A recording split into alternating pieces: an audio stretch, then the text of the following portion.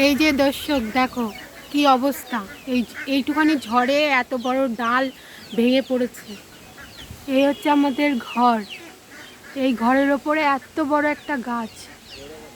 এই গাছের নিচে একটুও মাটি নেই। দাঁড়াও দেখাচ্ছি। এই যে গাছ, এই গাছের এই অবস্থা। আর গাছ পুরো আমাদের বাড়িতে হেলে পড়ে রয়েছে। এই দেখো, এই হচ্ছে আমাদের টোটোর ঘর। এই টোটো চালিয়ে আমাদের সংসার চলে। এই টোটোর ওপরে যদি, এই ঘরের ওপরে যদি পড়ে, তাহলে আমরা কি করে বাঁচবো বলো? আমাদের বাড়িতে আমার একটা ছোট্ট ছেলে আছে। এই ছোট্ট ছেলের ওপরে যদি কিছু পড়ে তখন কি হবে? কতদিন ধরে বলছি এই গাছটা কাটার কথা, গায়েই নিচ্ছে না, যেন কোনো ইয়েই নেই।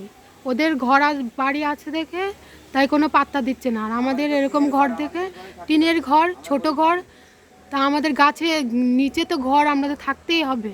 তা কোথায় গিয়ে থাকবো? আমাদের তো এত টাকা পয়সা নেই যে হঠাৎ করে ঘর বাড়ি তৈরি করে ফেলবো। আমাদের টোটো দিয়ে আমাদের চালিয়ে খেতে হয়। বলো তোমরা কি করব আমরা? এই বড় একটা ডাল পড়েছে। এই গাছটা দেখো কোথায় এসে পড়েছে, পুরো আমাদের চাল নিয়ে পড়েছে। যদি এই ঝড়ের মধ্যে যদি পড়ে যায় এই গাছটা, তা কী হবে?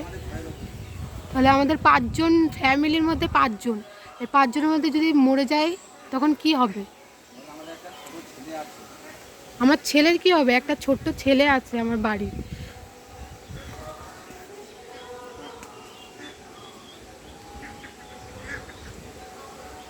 তোমরাই বলো কি করব এখন।